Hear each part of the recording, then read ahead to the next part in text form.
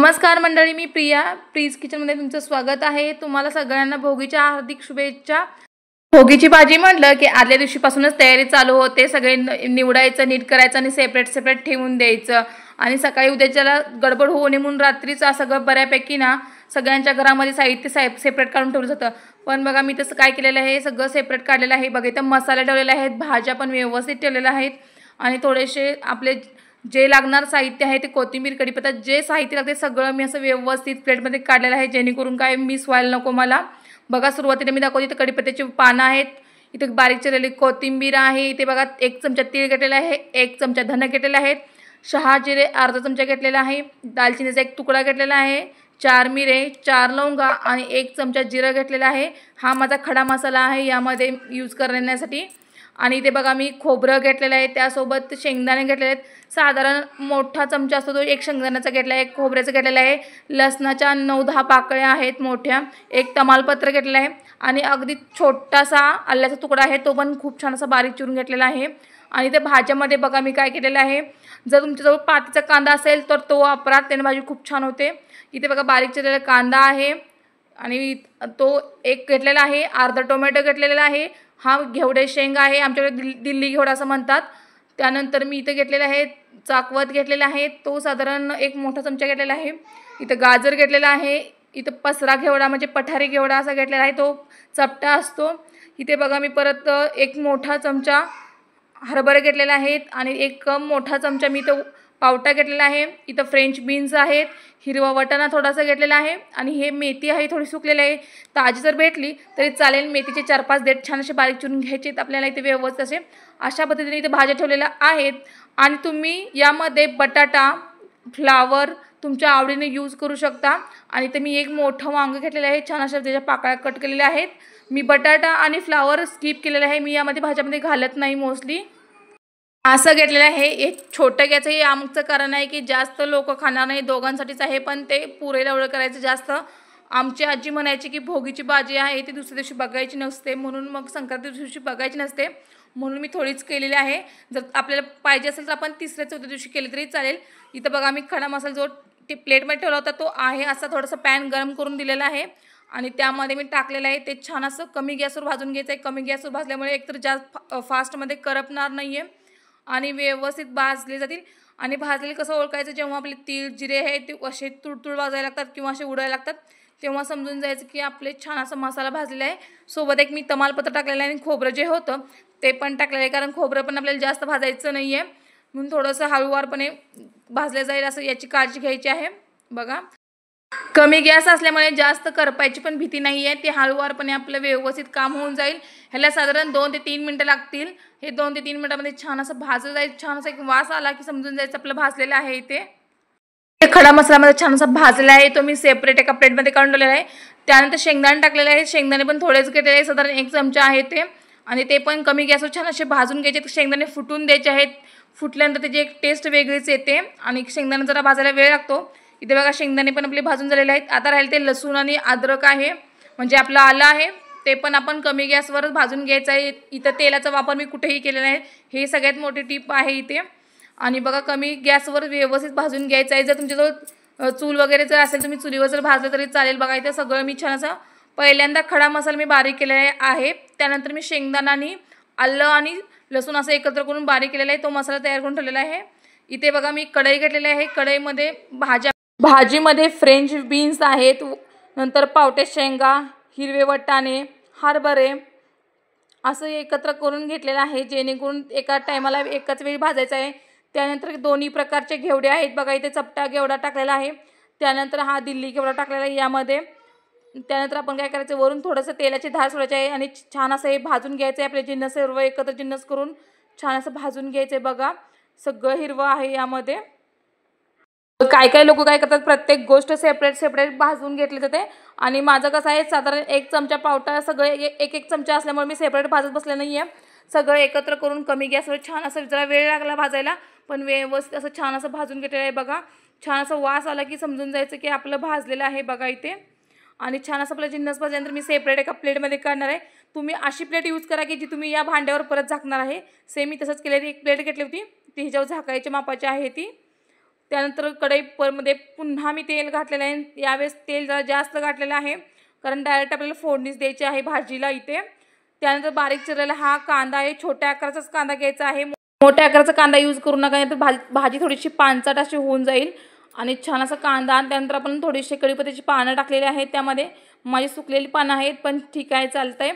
आणि छान असं परतून गुलाबी कलर येऊपर्यंत कांदा आपल्याला परतायचा आहे. सोबत कढीपत्ता छान असा भाजून घ्यायचा आहे आपल्याला इथे बघा. कांदा भाजून झाला की त्यामध्ये टोमॅटो टाकायचा आहे बघा. इथे अर्धा टोमॅटो यूज केलेला आहे मी, टोमॅटो माझा मोठा असल्यामुळे.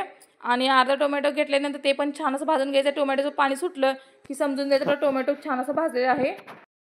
त्यानंतर इथे मी मेथीचा वापर केलेला आहे. तुमच्याजवळ कसुरी मेथीच्या ऐवजी मी आपली रेग्युलर जी मेथी आहे त्याने पण एक छान वास येतो आणि भाजीला टेस्ट पण वेगळीच लागते, म्हणून मी ते मेथी टाकली होती. ती पण छान अशी भाजलेली आहे आपली मेथी. त्यानंतर आपण जे मिक्सरला मागाशी बारीक वाटण तयार केलं होतं ते यामध्ये टाकून घ्यायचं आहे. साधारण मी 2 चमचे टाकलेलं आहे यामध्ये बघा. आणि छान असं पुन्हा एकदा ते तेलामध्ये छान असं भाजून घ्यायचं आहे आपल्याला. ते व्यवस्थित असं मस्त असा खमंग वास सुटलेला आहे. आपलं वाटण छान असं भाजलेलं आहे. त्यानंतर मी काय केलेलं आहे, साधारण अर्धा चमचा काश्मीरी लाल मिरची पावडरचा वापर केलेला आहे. छान असा एक कट येतो आपल्या भाजीला. त्यानंतर नेहमीप्रमाणे घरचा कांदा लसूण मसाला म्हणजे चटणी जी असते ती साधारण 1 चमचा यामध्ये मी घातलेली आहे बघा. इथे व्यवस्थित असं छान असं पुन्हा एकदा हलवून भाजून घेतलेलं आहे. ते चटणी भाजल्यानंतर आपल्याला भाजीला एक छान असा कट येतो आणि व्यवस्थित टेस्ट लागते बघा. इथे थोडासा वेळ लागलेला आहे भाजण्यासाठी, पण त्यानंतर मी काय केलेलं आहे, इथं तुम्ही कोमट पाण्याचा वापर करा.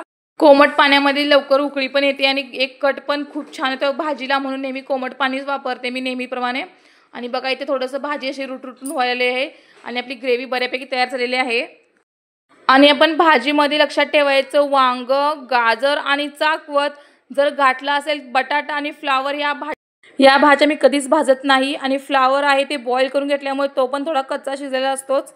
त्यानंतर काय केलं, सगळं जे मगाशी वाटणं वगैरे जे होते ना, घेवडा पावटा सगळं मी यामध्ये मिक्सर एकत्र केले आहे. आणि सेमच प्लेट आहे बघू शकता तुम्ही इथे.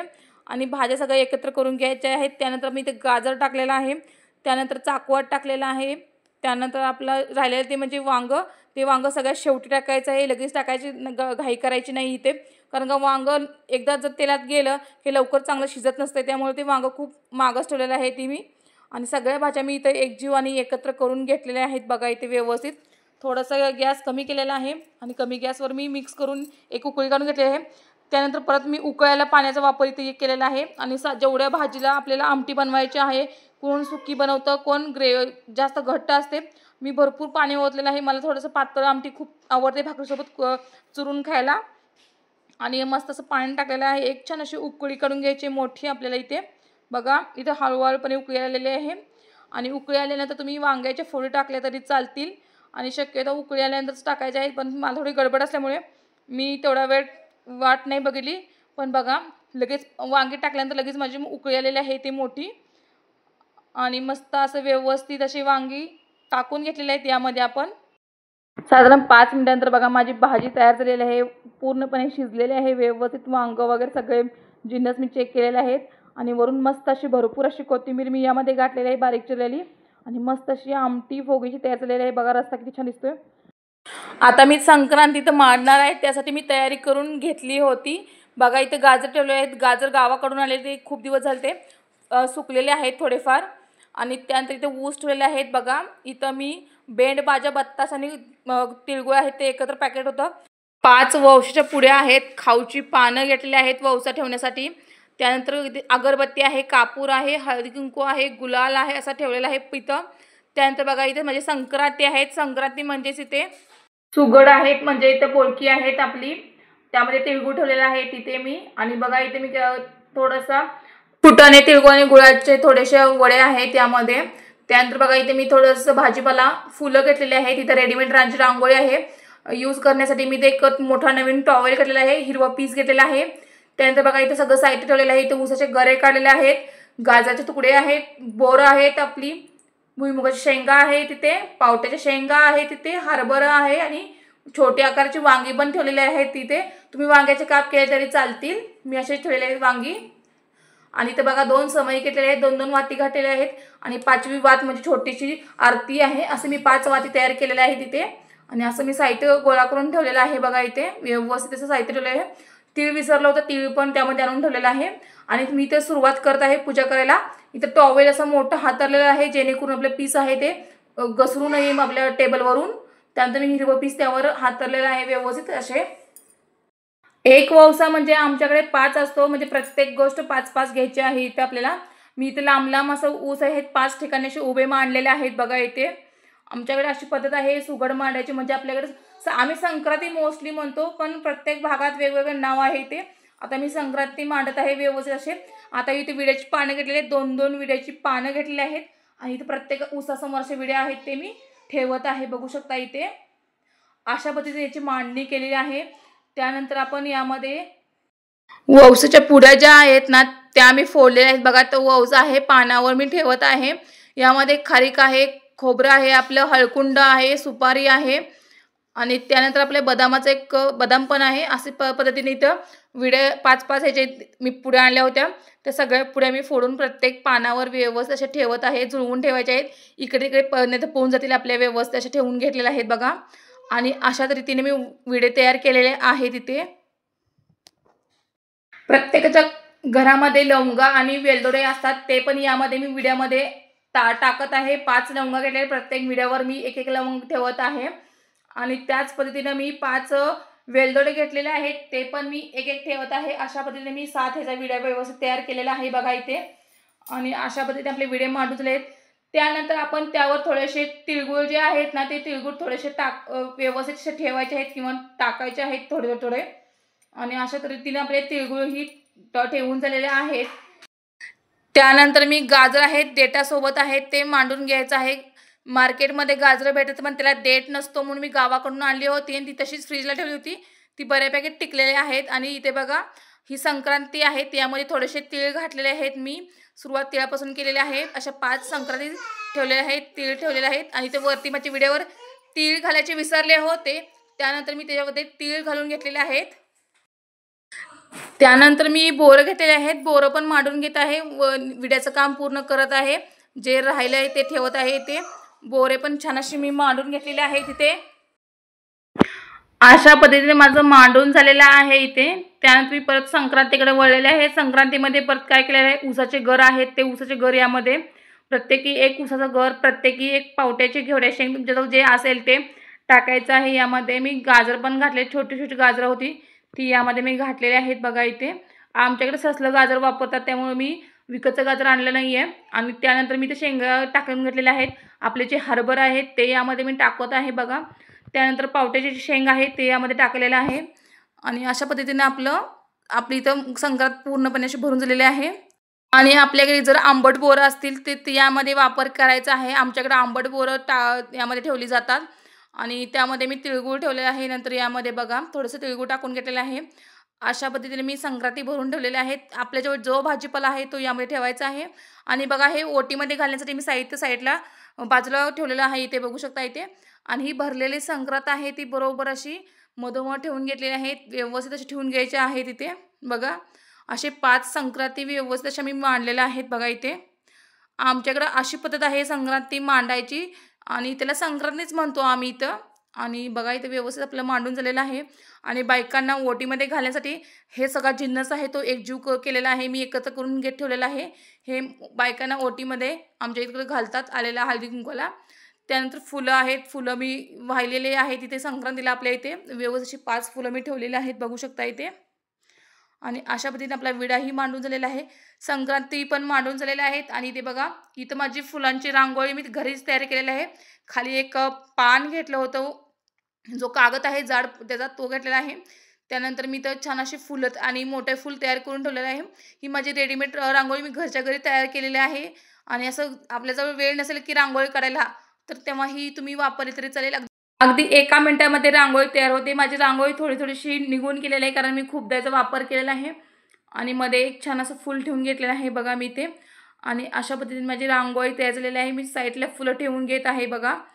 आणि छान अशी फुलं पण ठेवली तरी रांगोळी खूप छान दिसते इथे व्यवस्थित असे। आणि अशा पद्धतीने मी देवालाही फुलं सकाळी वाहिली नव्हती, सो नंतर दुपारी आल्यानंतर मी काय केलेलं आहे थोडीशी फुलंही देवालाही वाहिलेली आहेत। आधी हळदी कुंकू लावून घेते, त्यानंतर आपण फुलं व्हायचे आहेत। माझ्या देवाऱ्यामध्ये इथं वैभव लक्ष्मीचा फोटो आहे, मधोमध अन्नपूर्णा मी बसवलेली आहे, साईडला आमच्या कुलस्वामीचा फोटो आहे, एक शंख ठेवलेला आहे, त्याच्या साईडला मी इथं आपला श्रीकृष्ण ठेवलेला आहे, गणपती आहे, एक महादेवाची पिंड आहे। अशा पद्धतीने माझे देव आहेत, त्यांना मी फुलं वाहिलेले आहेत, बघू शकता इथे मी पुन्हा इथे नजारा दाखवत आहे। अशा पद्धतीने रांगोळी काढलेली आहे, संक्रांती व्यवस्थित मांडलेला आहे, ते समईचं मध्ये तेल घातलेलं आहे, अजून समईची मी वात लावलेली नाहीये। आणि बघा इथे मी फुलं पण घातलेले आहेत देवाला व्यवस्थित असे। माझ्या देवाऱ्यामध्ये कासव पण आहे, कासव आणि अन्नपूर्णा मी नेहमी तांदळामध्ये बसवलेली आहे।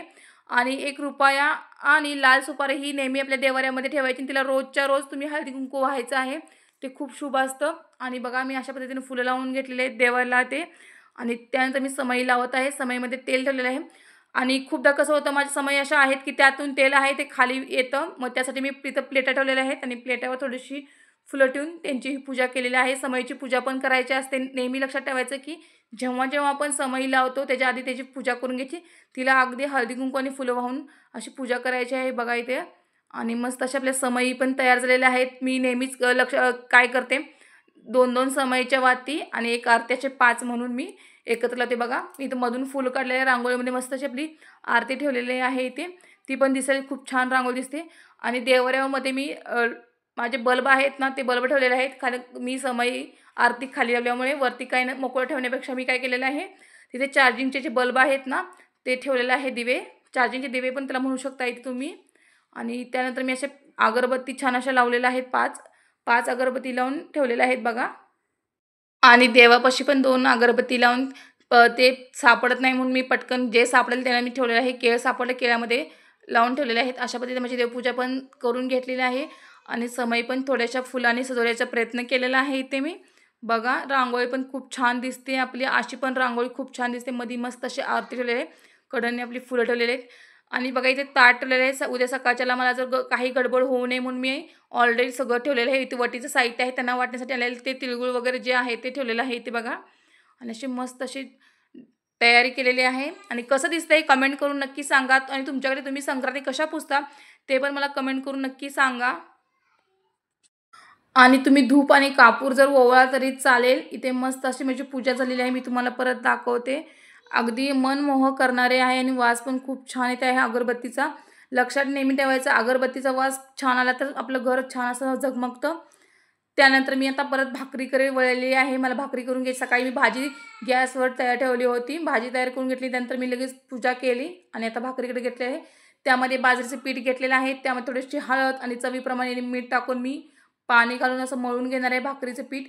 यामध्ये थोडीशी हळद टाकायचं कारण म्हणजे थोडासा कलर आहे तो भाकरीचा आपला खूपच असा डार्क येतो, तो थोडासा फेंट येण्यासाठी किंवा पिवळा कलर घातला थोडंसं भाकरी वेगळी दिसते म्हणून मी यामध्ये हळद घातलेली आहे। आणि छान असं पीठ मळून घ्यायचं आहे।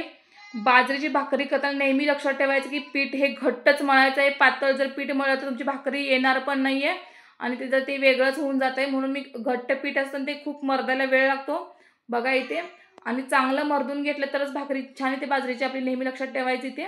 आणि असं माझं पीठ मळून झालेलं आहे, आता मी गोळे करून घेतलेले आहेत बघा इथे व्यवस्थित असे। आणि पुन्हा एकदा मी एकत्र केलेला आहे आणि छोटासाच गोळा करून घेतलेला आहे। आणि आता आपण याला तीळ लावून घ्यायचे आहेत, तुम्ही तीळ प्रत्येकाची वेगवेगळी पद्धत असते। आणि पुन्हा एकदा परत पुसून घेत आहे त्याच गोळ्यानं, जेणेकरून जिथं कुठं थोडंसं पीठ राहिले असेल किंवा काय राहिलं असेल ते त्या गोळ्याला चिटकावं म्हणून असं। आणि छान असा आपला उंडा तयार केलेला, आमच्या त्याला उंडा म्हणतात ह्याचा। आणि त्याला वरून थोडेसे तीळ लावून घ्यायचे आहेत बघा इथे। आणि मी थोडेसे हातामध्ये तीळ घातलेले आहे तिथे। आणि भाकरी बघा, भाकरीच्या उंड्याला मी असं तीळ जास्त असे दाबून घ्यायचे आहेत, नाहीतर अशा खाली पडतात बघा, पूर्ण असे दाबून घ्यायचे आहेत आपल्याला। आणि पडलेले पण तीळ असे एकत्र करून पूर्ण लावायचे आहेत ते बघा।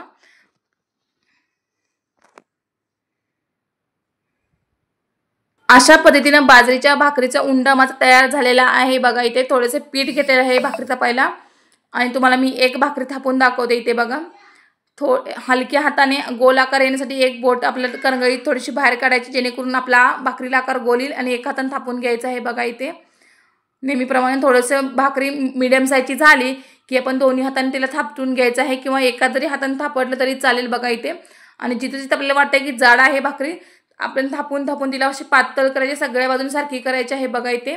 मी त्याच्या कडा आहे त्या व्यवस्थित ही करत आहे, मधोपण असे मधल्या हाताने भाकरी थापत आहे। प्रत्येकाची वेगवेगळी टाईप असते भाकरी थापायची. मी नेहमी एका हातानं भाकरी थापत असते कारण माझा हातच मोठा आहे की एका ह्याच्यामध्ये होऊन जातं. आणि अशी आपली बाजरीची भाकरी थापून तयार झालेली आहे. गॅसवर तवा ठेवलेला आहे, तवा गरम झालेला आहे आणि भाकरी आपण टाकून घेतलेली आहे बघा इथे. अगदी थोडा वेळ गेल्यानंतर पण त्याला पाणी लावून घ्यायचं आहे. मी हातानंच पाणी लावते. जर तुम्हाला सवय नसेल तर तुम्ही कापडाचा वापर जरी केला तरी चालेल बघा. पण पाणी सगळीकडे व्यवस्थित लावून घ्यायचं आहे, कुठेही सोडायचं नाही. आणि व्यवस्थित असं आपलं पाणी लावून झालेलं आहे आणि भाकरी आपली मी उलटी केली आहे बघा इथे. मी हातानंच उलटी केलेली आहे सवयीप्रमाणे माझ्या.